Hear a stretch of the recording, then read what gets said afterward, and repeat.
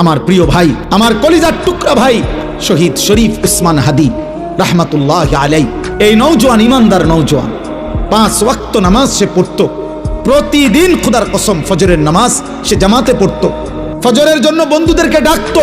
ফজরের নামাজ পড়ে তার সংসদীয় এলাকা যেখান থেকে সে স্বতন্ত্র প্রার্থী হতে চেয়েছে সেখানে ওয়ার্কিং করত। যেদিন গুলিবিদ্ধ হয়েছে সেদিন তো সে জুমার নামাজ পড়ে আল্লাহকে সেজদা দিয়ে মসজিদ থেকে বাইর হয়েছে। এর কিছুক্ষণের মধ্যেই সে গুলিবিদ্ধ হয়েছে। সে হাফেজে কোরআন ছিল, তার বাবা আলেম ছিলেন, তার বড় ভাই আলেম, সে মাদ্রাসার ছাত্র ছিল, সে আল্লাহকে ভালোবাসতো, পাক্কা ইমানদার ছিল। তার হৃদয়ের সবটায় দেশপ্রেম, মাতৃভূমির 1 ইঞ্চি জমিন, মাতৃভূমির 1 ইঞ্চি জমিনের আজাদি, স্বাধীনতা, সার্বভৌমত্ব সে দিল থেকে চেয়েছিল। তার বক্তব্য এটাই ছিল যে আমি আমার মাতৃভূমির 1 ইঞ্চি জমিন আমি কাউকে নিতে দেব না।